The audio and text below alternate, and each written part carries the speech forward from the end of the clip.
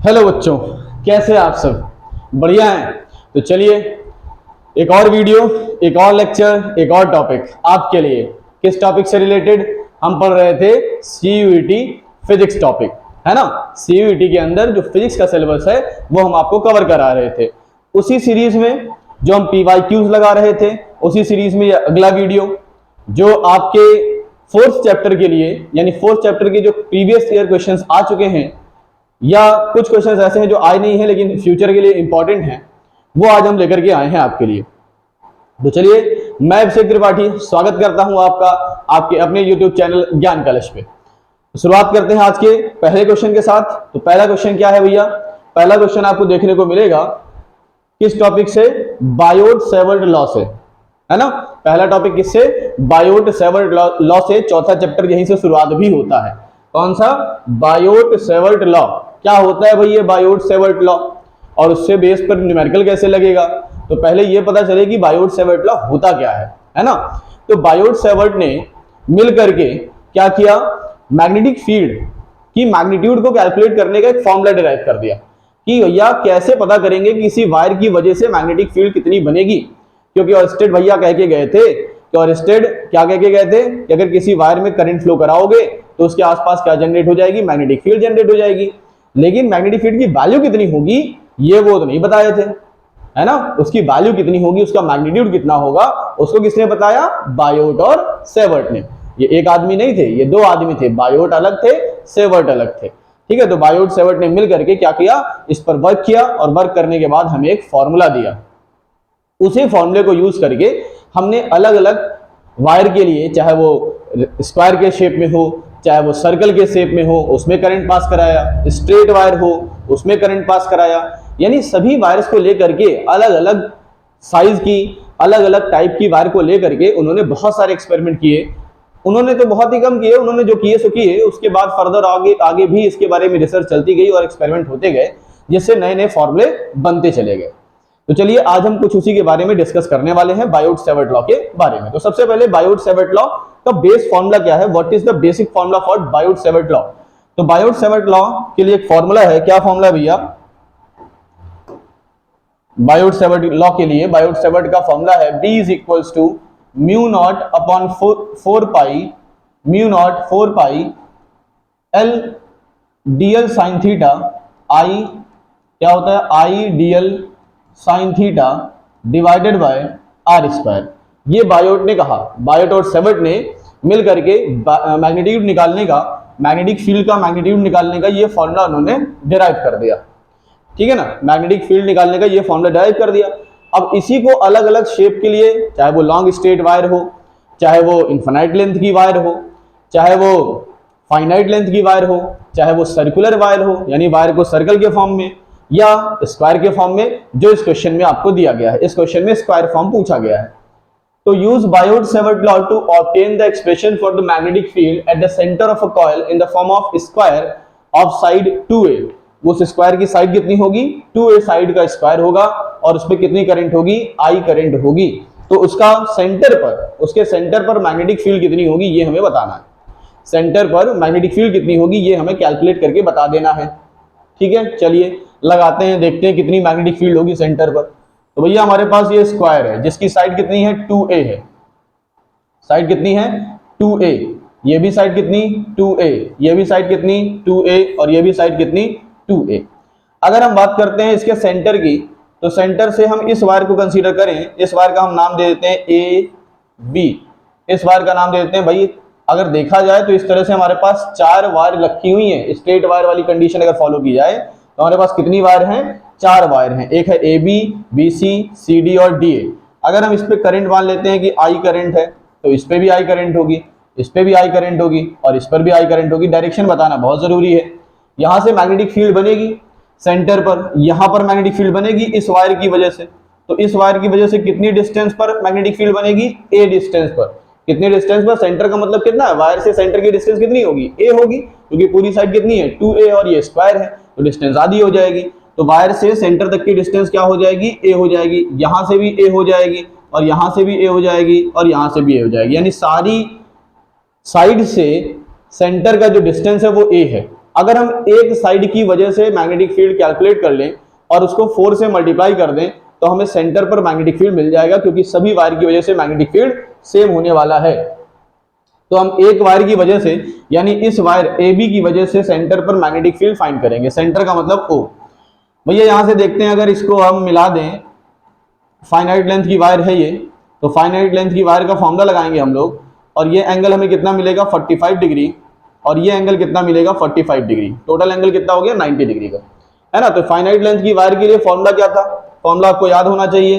Finite length की wire के लिए फॉर्मूला था mu naught I upon 4 pi A और sine alpha plus sine beta. Mu naught I upon 4 pi A sine alpha plus sine beta, ये होता है formula. कहां से बना है, ये बायोट-सैवर्ट लॉ का यूज करके इसको डिराइव किया गया है। स्ट्रेट वायर की वजह से मैग्नेटिक फील्ड कितनी होती है, तो स्ट्रेट फाइनाइट वायर होगी तो ये मैग्नेटिक फील्ड होगी, इनफाइनाइट होगी तो केस अलग हो जाता है।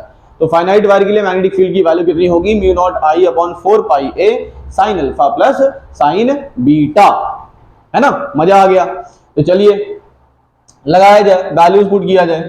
तो भैया म्यू नॉट अपॉन 4 पाई, इसकी वैल्यू क्या होगी पता ही नहीं है, तो अभी तो वैल्यू पता ही नहीं है, तो ऐसे रख लेते हैं म्यू नॉट अपॉन 4 पाई।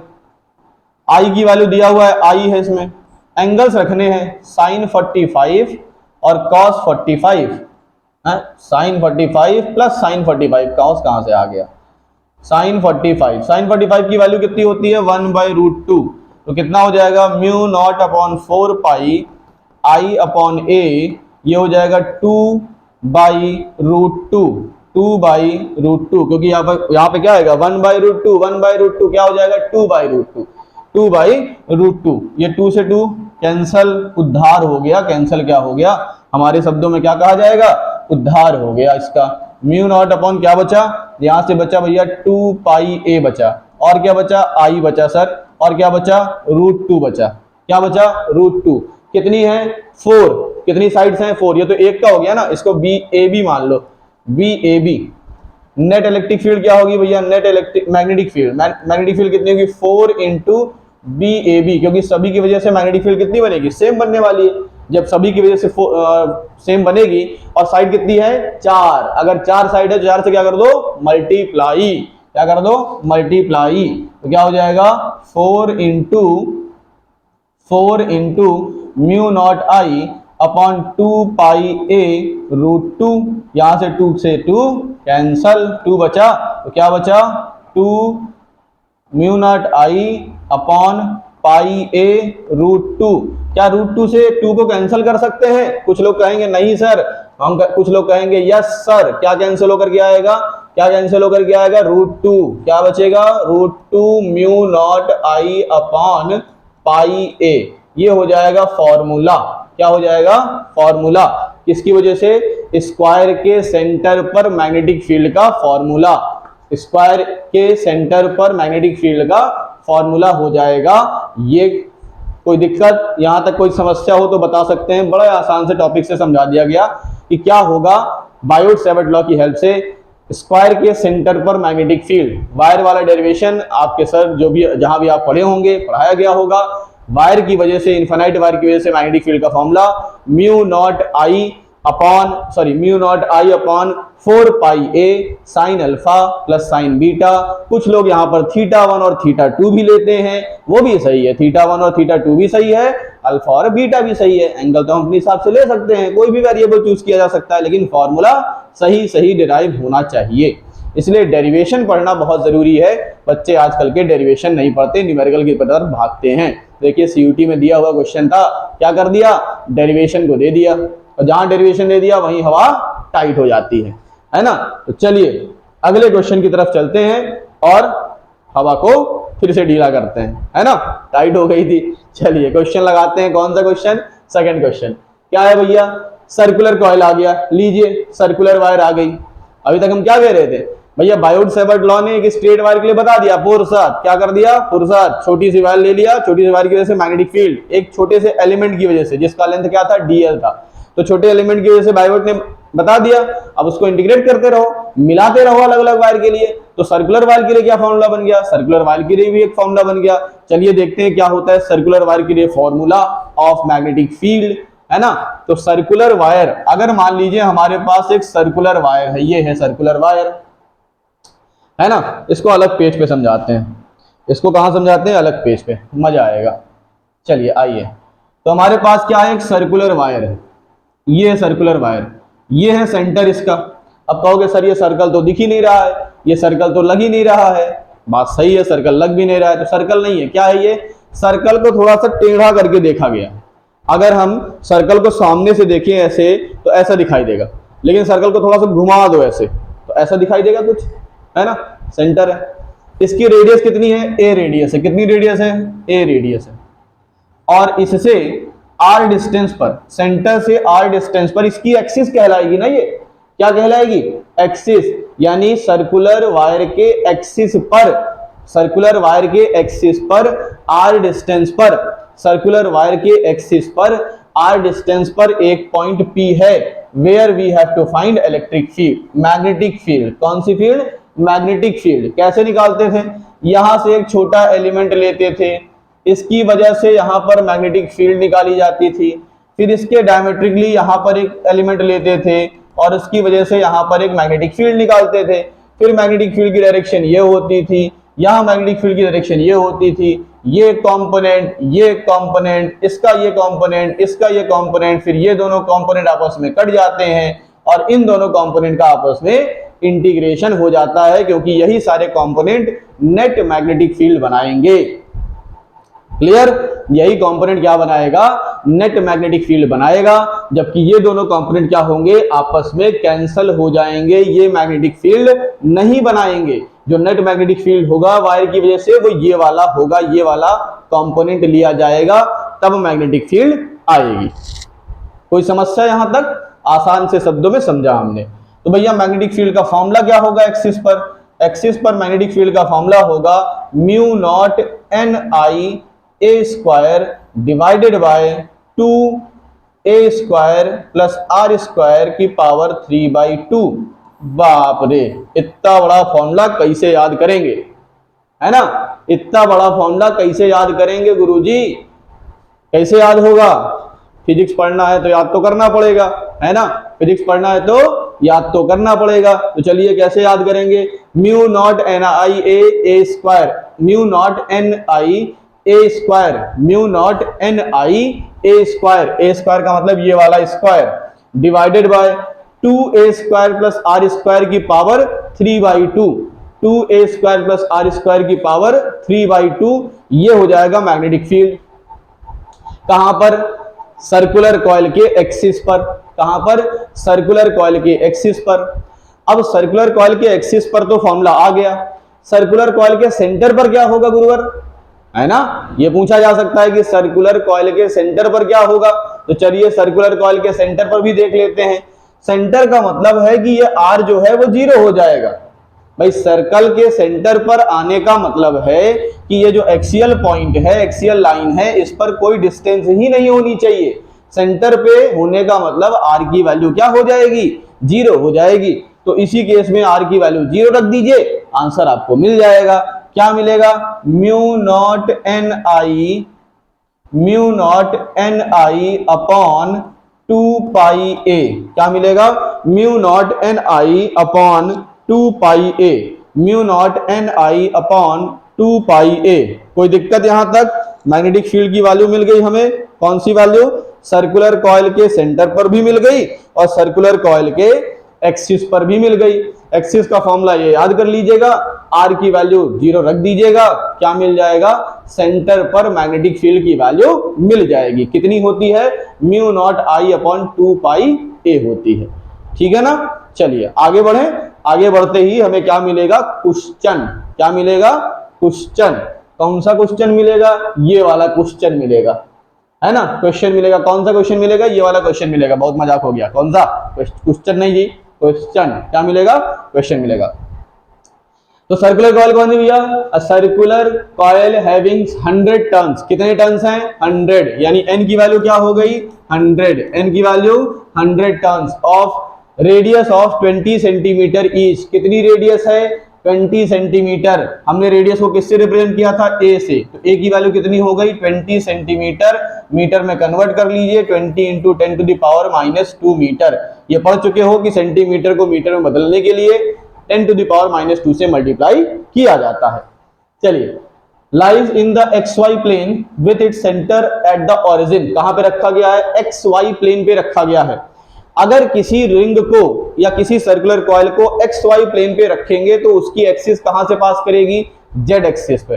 और कहां रखा गया है? इसको सेंटर पे रखा गया है। इसका जो सेंटर है वो कहां है? ओरिजिन पर है। लिखा हुआ देखिए, with its centre at the origin. Centre कहां है? ओरिजिन पर है और ये XY प्लेन पे रखा है। तो इसकी जो एक्सिस पास करेगी सेंटर से वो कौन सी एक्सिस होगी? वो Z एक्सिस होगी। कौन सी एक्सिस होगी? Z एक्सिस होगी, क्योंकि ये Y एक्सिस XY प्लेन पर रखा गया है। चलिए, find the magnetic field eight point. Z axis पर ही देखिए पॉइंट भी दिया है। R की वैल्यू दिया है 20√3 सेंटीमीटर। सेंटीमीटर को मीटर में कैसे बदलेंगे? 20√3 into 10 to the power -2 metre लिख करके बदल देंगे, है ना। चलिए, ए मिल गया, आर मिल गया। With this coil carries a current of, current कितना है? 2/πA। 2/π ए यहां पर एम्पियर होना चाहिए, ए नहीं होगा, यहां पर क्या होगा? एम्पियर। क्या होगा? 2/π एम्पियर। 2/π एम्पियर। ये हो गई हमारी जो गिवन वैल्यूज थी हमें वो वैल्यूज। अब लाइए फॉर्मूला। क्या होता है भैया एक्सिस पर मैग्नेटिक फील्ड? अभी पढ़ा हमने, क्या होता है? μ0 NI A² divided by A² plus R² की पावर 3/2। सारी वैल्यूज हमें गिवन है, सारी वैल्यूज हमें गिवन है। वैल्यू रखेंगे, आंसर आ जाएगा, है ना। आंसर आ जाएगा। क्या होगा भैया? तो वैल्यू भी पुट करके देख लेते हैं। μ0 NI, μ0 की वैल्यू क्या होती है? μ0 की वैल्यू क्या होती है? μ0/4π की वैल्यू पढ़े हैं सर, 10 टू द पावर -7 होती है। तो μ0 की वैल्यू कितनी होती है?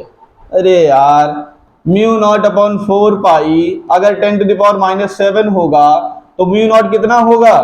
4π इंटू 10 टू द पावर -7 होगा। सिंपल सा है, 4π इंटू 10 टू द पावर -7 होगा। तो चलिए वैल्यूज पुट करें। क्या है वैल्यू? μ0 की value 4π into 10 to the power -7 into I की वैल्यू कितनी है? 2/π और n की वैल्यू कितनी है? 100। A² मतलब इसका square 2 into 10 to the power -1 का whole square divided bye A² यानी 2 इंटू 10 टू द पावर -1 का होल स्क्वायर और 20√3 यानी प्लस क्या? 2√3 इंटू 10 टू द पावर -1 का होल स्क्वायर और इस पूरे की पावर कितनी? 3/2। क्लियर? वैल्यू पुट कर दिया हमने। वैल्यू पुट कर दिया है तो सॉल्व भी कर दीजिए सर, है ना। कितने आलसी गंदे, क्या बताएं आजकल के बच्चे। चलिए कर देते हैं। पाई से पाई क्या हो गया? पाई से पाई का उद्धार हो गया। क्या हो गया? उद्धार। कैंसिल नहीं बोलना आज के बाद। क्या हो जाता है? उद्धार हो जाता है ना। तो क्या होता है? 4 2 जा 8, 8 इंटू 100 क्या हो जाएगा? 800 इंटू 4 2 जा 8 into 100 into 10 to the power -7 into 4 into 10 to the power -2 divided by, यहाँ क्या आएगा? 4 into 10 to the power -2 plus 4 3 जा 12 इंटू 10 टू द पावर -2 का पावर 3/2। कोई दिक्कत नहीं होगी। 800 इंटू 4 कितना होगा? 3200, नहीं हाँ सही है, 3200 into 10 to the power -9 divided by 12 4 16 into 10 to the power -2 3/2। किसका स्क्वायर होता है? 4 का। तो लिख दीजिए भैया किसका स्क्वायर? 4 का। 3200 into 10 to the power -9 divided by कितना हो जाएगा ये? 4 इंटू 10 टू द पावर -1 का पावर स्क्वायर और इसकी पावर कितना? 3/2। यहां से आ जाएगा 32 into 10 to the power -7 divided by क्या हो जाएगा? 4 इंटू 10 टू द पावर -1 का होल क्यूब हो जाएगा। तो 64 आएगा अभी क्यूब करने पर। अभी इतनी जल्दी क्या कह रहे हो यार? 10 to the power minus 7 divided by 64 into 10 to the power minus 3। ये कटेगा, क्या आ जाएगा, 2 टाइम्स आ जाएगा, और ये ऊपर जाएगा 10 to the power minus 4 divided by 2, क्या हो जाएगा 0.5 into 10 to the power minus 4। यहाँ क्या होगा 10 to the power minus 4 होगा, 0.5 into 10 to the power minus 4। ये आपका हो गया उत्तर यानी आंसर। क्लियर। तो ये थे बायोट-सेवर्ट लॉ से रिलेटेड 2 क्वेश्चन जो प्रीवियस ईयर के एक पेपर में आ चुके हैं, यानी एक बार 2022 में, एक बार 2023 में, संभवतः 2024 में भी बायोट-सेवर्ट लॉ से ऐसे ही क्वेश्चन आ सकते हैं। ठीक है, तो इन टॉपिक्स को क्लियर कर लीजिए। कोई दिक्कत होती है, कोई समस्या होती है, कमेंट बॉक्स पे कमेंट कीजिए, कमेंट का आंसर दिया जाएगा। जो भी आप कमेंट करेंगे, जो भी क्वेश्चन होगा आपका, वो सारे क्वेश्चंस के उत्तर आपको दिए जाएंगे। तब भी कोई समस्या होती है आप डायरेक्टली फोन कर सकते हैं, फोन नंबर डिस्क्रिप्शन बॉक्स में दिया होगा, वहां से आप फोन कर सकते हैं। प्रीवियस जो वीडियोस थी उसकी लिंक भी आपको डिस्क्रिप्शन बॉक्स में मिल जाएगी, वहां से आप देख सकते हैं। प्रीवियस जो वीडियोस अभी जो अपलोड किए गए हैं, चाहे वो प्रीवियस लेक्चर हो, जो मेरे ख्याल से 6ठा लेक्चर होगा PYQ का, या 7वां लेक्चर होगा, इससे प्रीवियस के जो लेक्चर्स हैं वो आपको डिस्क्रिप्शन बॉक्स में उसकी लिंक मिल जाएगी। ठीक है, तो पढ़ते रहिए, मेहनत करते रहिए। तब तक के लिए टाटा बाय बाय, मिलते हैं नेक्स्ट वीडियो में।